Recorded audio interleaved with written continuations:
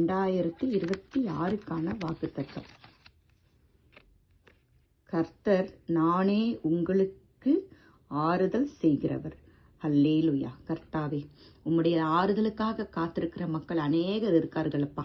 ஆண்டவரே, அதாவது இதுல உங்களுக்கு ஆண்டவர் என்ன சொல்ல வர்றாருன்னா, அவரே உங்களுக்கு ஆறுதல் செய்வாராம். நிறைய பேருடைய வாழ்க்கையில பாத்தீங்கன்னா, நமக்கு ஆறுதல் செய்ய ஒருத்தருமே இல்லையே, நம்மளை யாரு நமக்கு ஆறுதல் சொல்லுவா? சில காரியங்கள், சில குடும்பங்கள்ல பல காரியங்கள் இருக்கும், பல இழப்புகள் இருக்கும். அதாவது சில மனிதர்கள் நம்மள வேண்டான்னு உதறி விட்டு போயிருப்பாங்க. அது பொதுவுல சொன்ன கணவர்கள் விட்டு போறாங்க, மனைவிகள் வேண்டான்னு விட்டு போறாங்க. எத்தனையோ பேர் அதாவது காதலிக்கிறாங்க, அதுக்கப்புறம் விட்டுட்டு போறாங்க. அந்த நேரத்துல அவங்க ரொம்ப ஒரு மரண இருள்ல இருப்பாங்க. நமக்கு யாருமே இல்லையே, நம்ம கூட இருந்த துணை இன்னைக்கு இல்லையேன்னு நினைப்பாங்க. தயவு செஞ்சு அப்படி யாரும் நினைக்காதீங்க. உங்களோட கர்த்தர் இருப்பார். இந்த வார்த்தை யாருக்கு தேவையோ நீங்க அவங்களுக்கு ஷேர் பண்ணுங்க.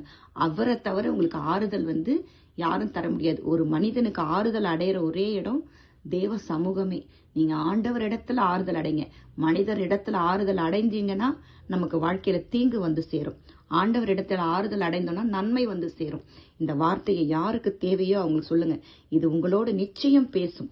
ஆறுதல் தேவைப்படுறவங்களுக்கு இந்த வார்த்தையை தயவு செஞ்சு கொடுங்க. அவர்கள் ஆறுதல் அடைந்து சீக்கிரத்தில் மனமகிழ்ச்சியோடு களி கூர்ந்து சாட்சி எழுதுவார்களாக.